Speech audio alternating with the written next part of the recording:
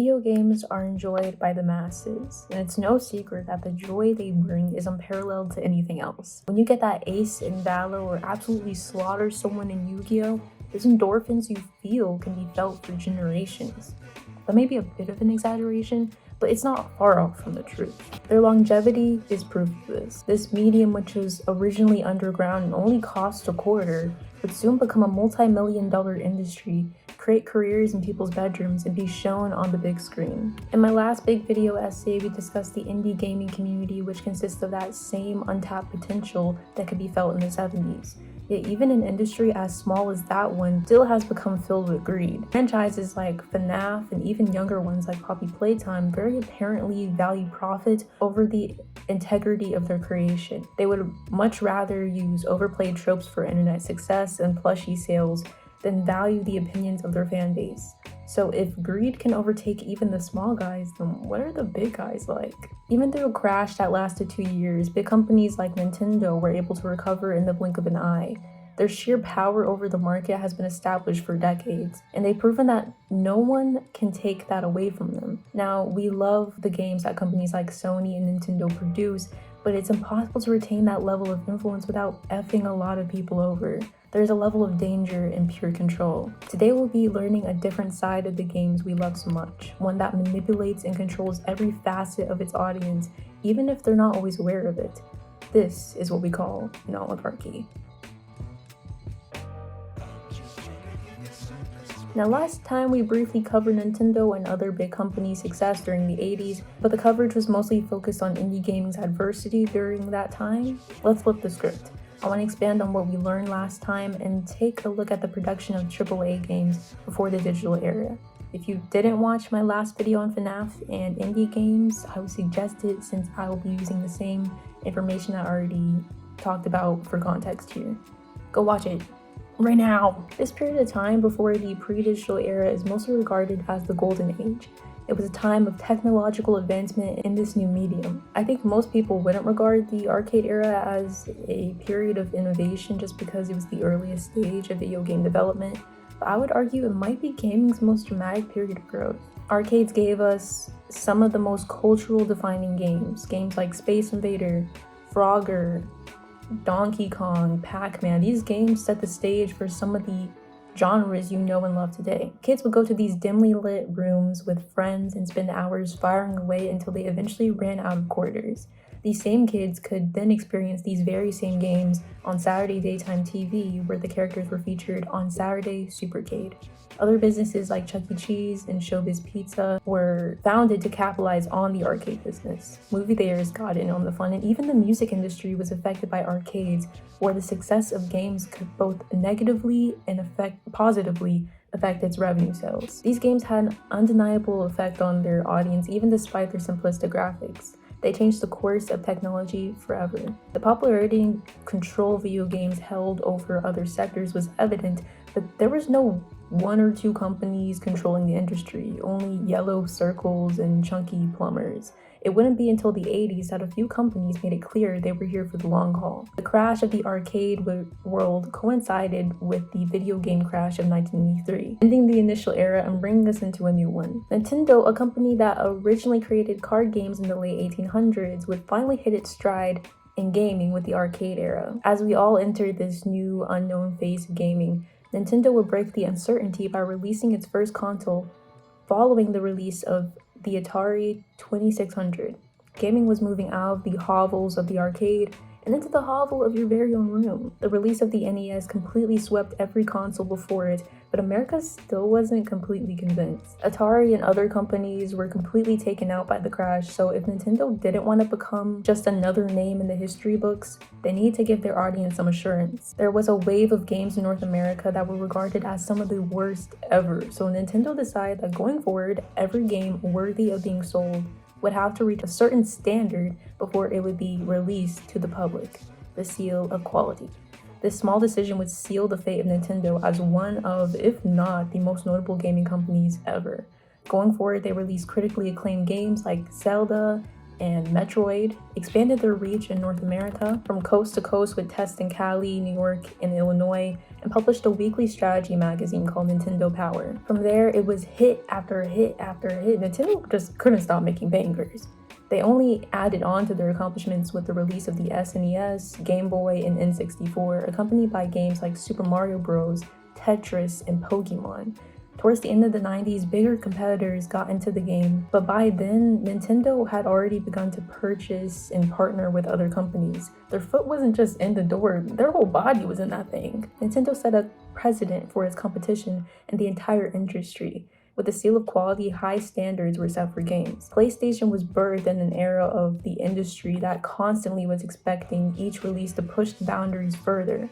Several of the games were ahead of their time, utilizing 3D graphics and characters to create worlds that couldn't be imagined before. At the turn of the century, AAA games were at their peak. No wonder indie games couldn't keep up. But sometimes with success comes predictability. The more you win, the more comfortable you get, and the innovation that they previously valued will become an afterthought, to say the least. The transition to blatant corporate control isn't an obvious one. It's something that is spaced out over decades, over time seeping more and more into every cog in the machine. At the turn of the century, this looked very different than it does now. By the PlayStation 4 era, a lot of classic games had been out for a while and it was time for an update. No matter how beloved those games may have been, the original graphics would never do them justice. There is a good side and a bad side to every issue. Now, I do want to preface that some of these points that I put into a certain category may be from the company's perspective or subjectively placed in the other, but I'm just saying the articles I read for the good side were pretty biased towards the corporations. Pretty sus if you ask me. Nevertheless, we push on. Even if you ignore the original version of a game's graphics, there are other benefits to revamping a game. Remakes introduce older titles to a newer generation, kind of like Disney movies.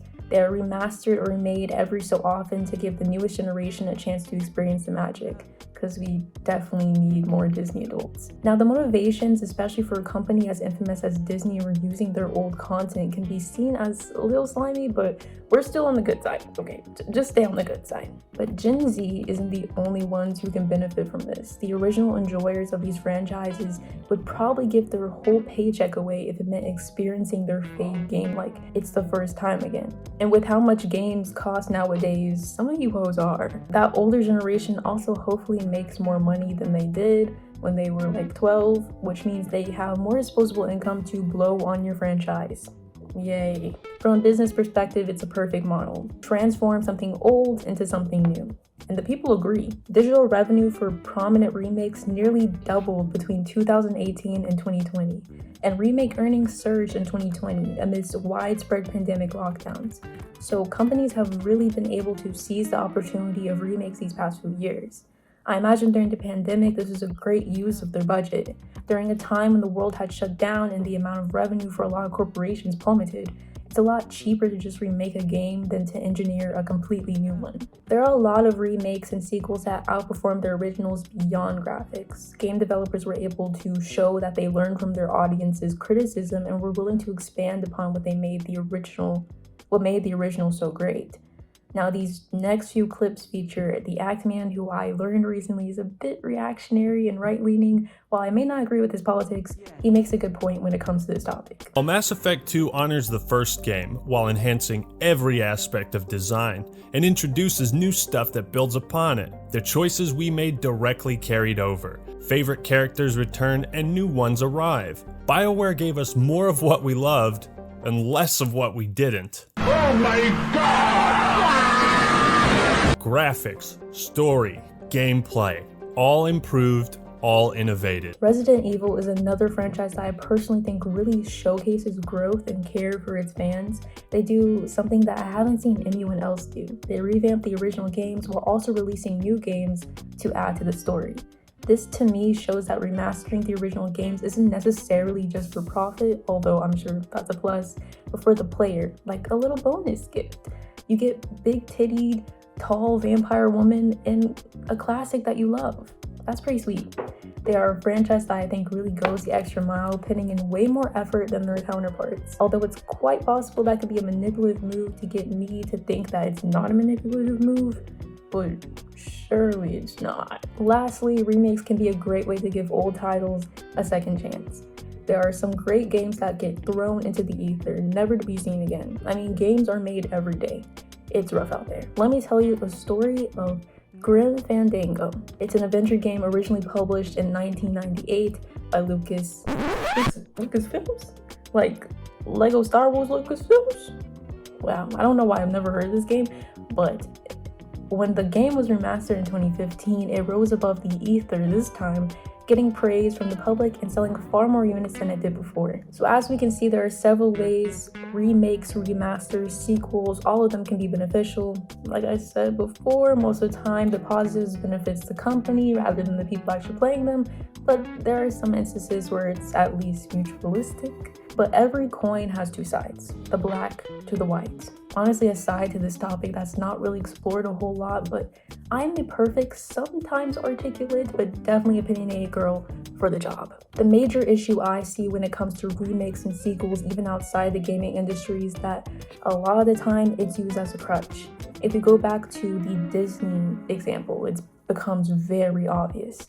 Several other movies released in the past decade to be charitable have been hanging onto this crutch for dear life. Some of you Disney whores may be too wrapped up in your brainwashed delusions to clearly see this, but think about it.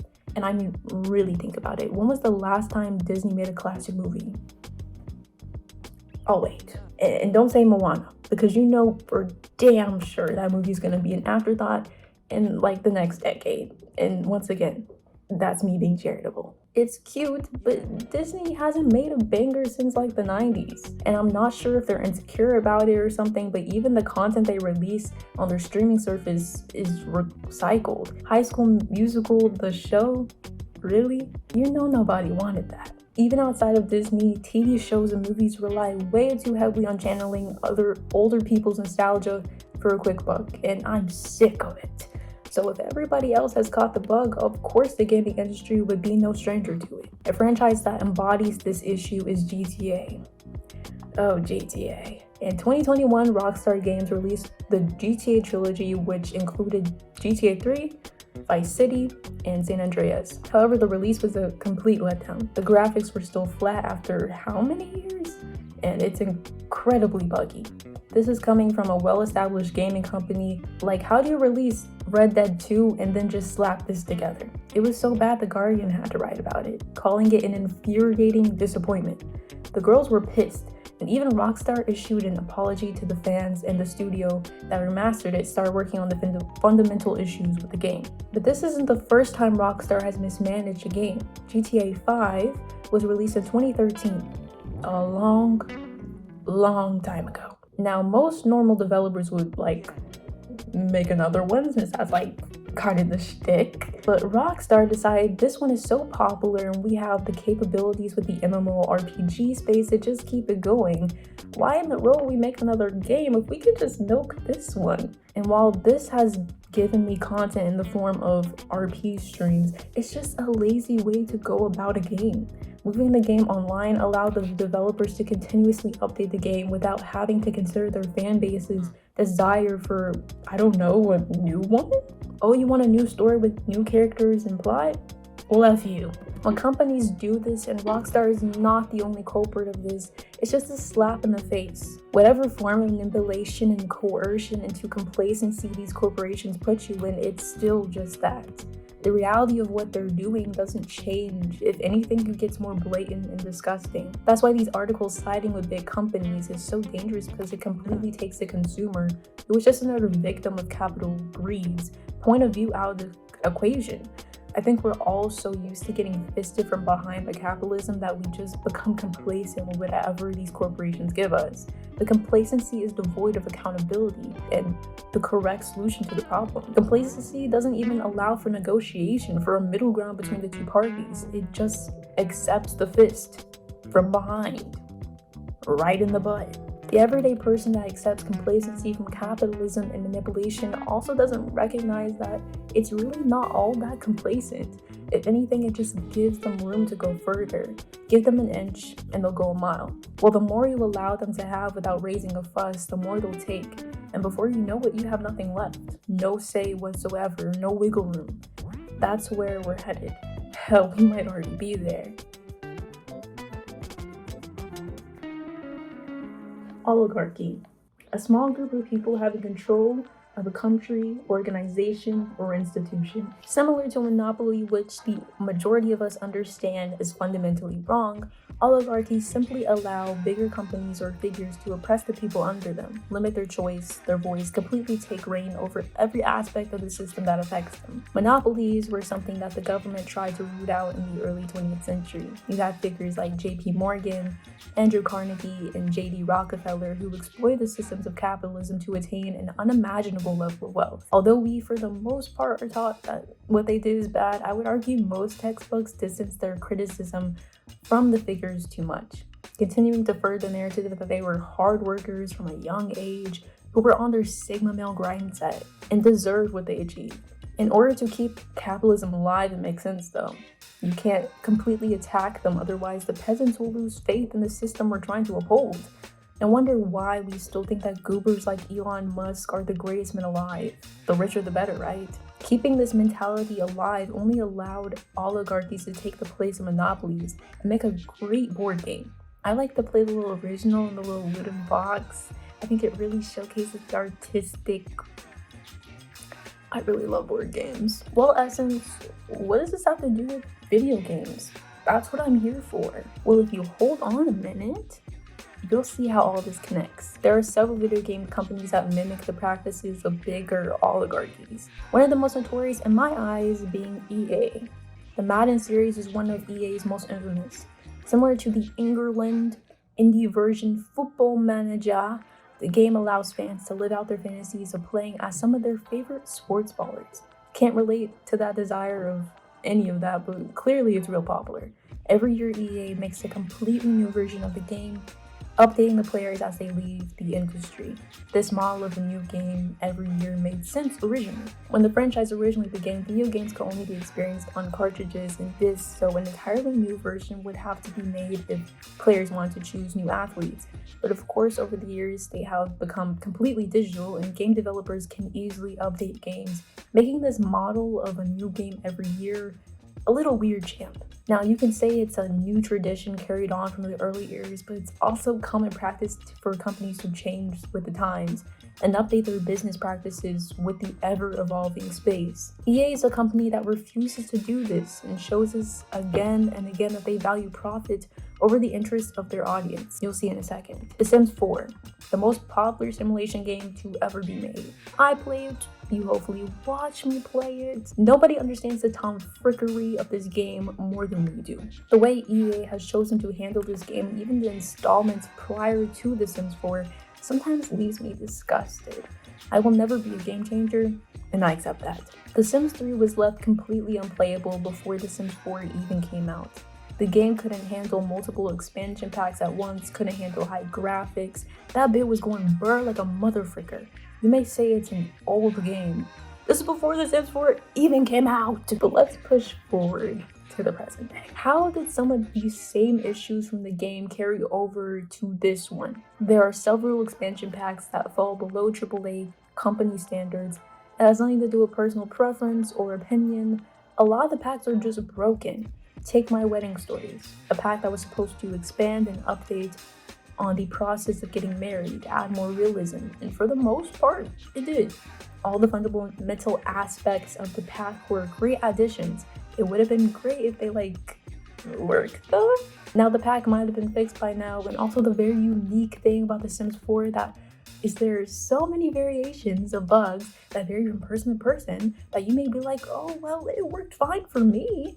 I wouldn't know if they updated because I was so frustrated with how choppy the pack was that I tried to avoid it at every cost. There are several packs like this that just make you feel like you wasted your money. They're either buggy because I guess they release and playtest later, or the pack is lackluster and contributes the bare minimum. I mean, there was an entire incest bug in one of the Lay's packs. EA also has the most subtle way of being blatantly greedy. For one, there are several expansion packs for The Sims 4 that would have been combined in early gens. Like, why is the pack to have a Halloween party in a completely separate pack from the pack that comes with freaking Halloween? There are also several core aspects of Sims gameplay that have taken years to be worked into the game, like bunk beds, or the toddler life stage and swimming pools, which weren't there when the base game was even released. If you don't believe me, I'm not the only one. Some common feedback from the community is that some of the packs in previous games had grouped together the same concept as others that were sold individually in The Sims 4.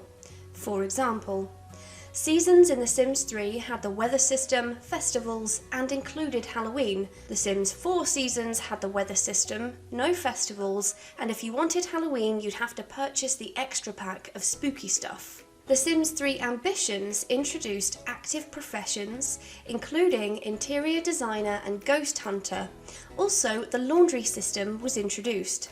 The Sims 4 had active careers in an expansion pack, interior decorating in a game pack, then ghost hunting and laundry in 2 separate stuff packs.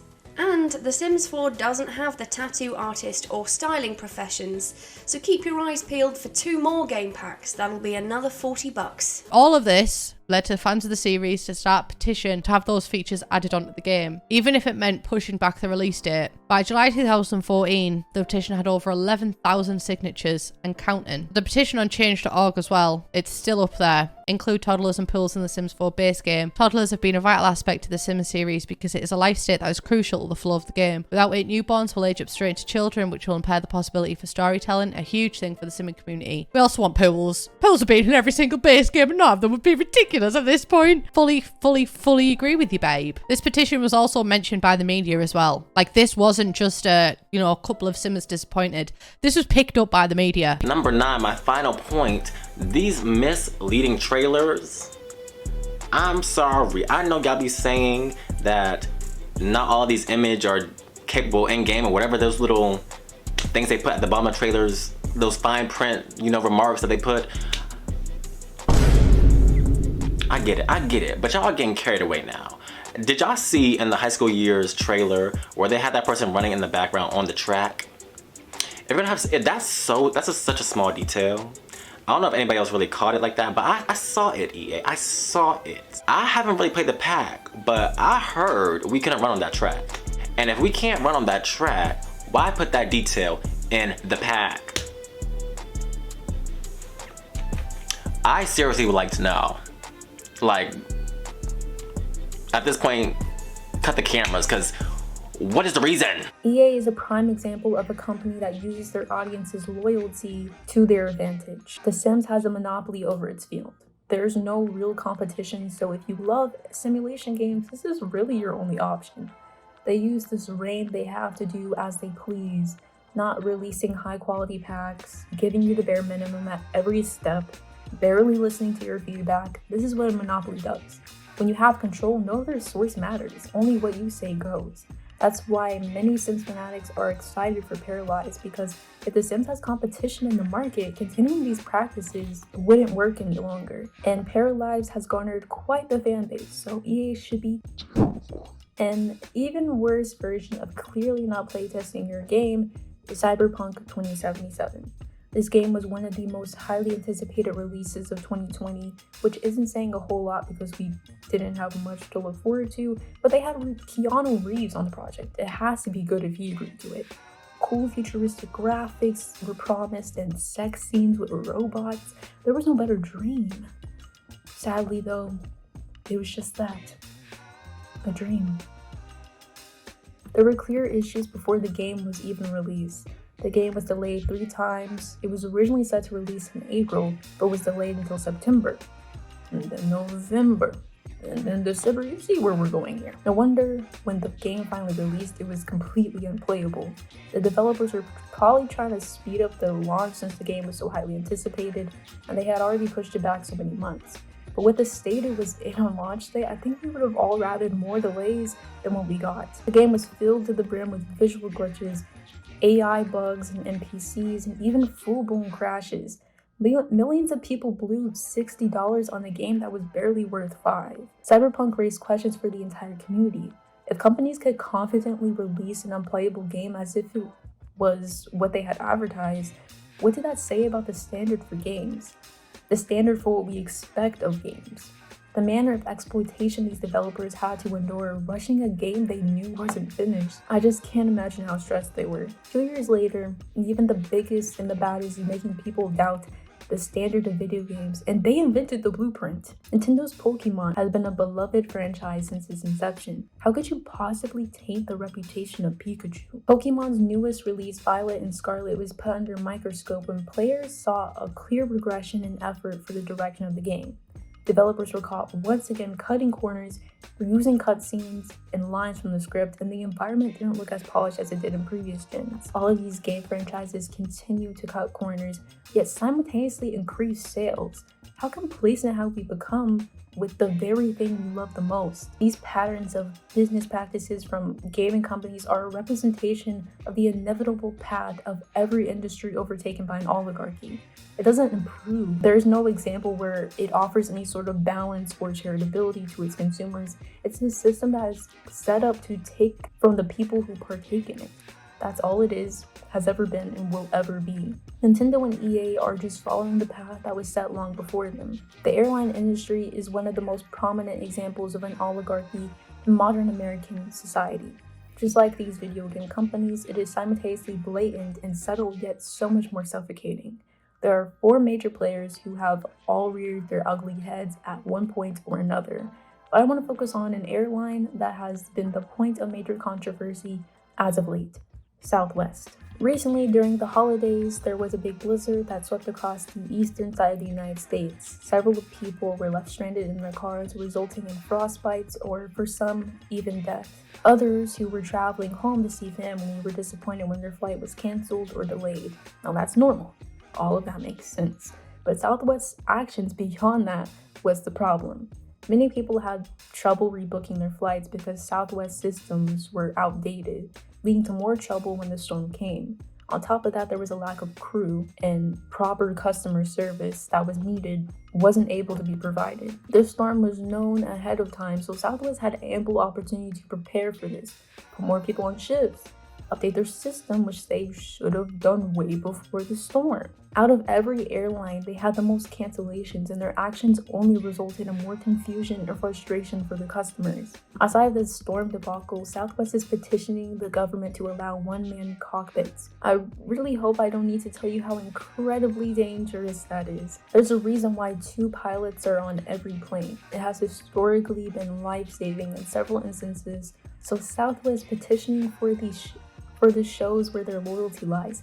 And I'll tell you, it's definitely not with the passengers. Hopefully this position doesn't go through, but Southwest is just a facet of a big narrative. COVID showed how several companies felt about their employees and consumers. Airlines during the pandemic cut back on unprofitable flights, packing the ones left over during a pandemic. They also fired workers, leaving several people without a stable income. Airlines have also drastically changed how flights are set up since 2008 to benefit themselves over everyone else. 2008 is when planes started packing people like sardines and charged passengers for things that were previously included in flights. Like, they really get you when you see that a flight is only like $60, then as you go further and further, you just end up paying for more things you didn't even know you had to pay for. The bill ends up being like $200. Why am I paying for a concert and there's no Ariana Grande? I bring up a bigger example of a systematic oligarchy in America because a lot of these same practices can be reflected in the video game industry. One staple of monopolies and oligarchies is controlling the base price. If there is no competition, you can set the price however you want, since there is no better option. This has allowed $60 to become a fixed price for decades at this point, putting microtransactions into place, encouraging young kids to basically gamble. The video game industry also, as we covered, charges consumers more than what is delivered. But biggest of all, the oligarchy only grows within the industry as smaller companies are acquired by Microsoft, Sony, EA, and more. Just about 2 years ago, Microsoft acquired ZeniMax, and I'm sure there's even more recent examples of smaller companies becoming a part of the conglomerate. It's very important to preface that this isn't the developer's fault. Like I said, during Cyberpunk, they are just as exploited as the consumers. The structure of capitalism is best thought of as a pyramid. There are a small percentage of people at the top that benefit from everyone beneath them.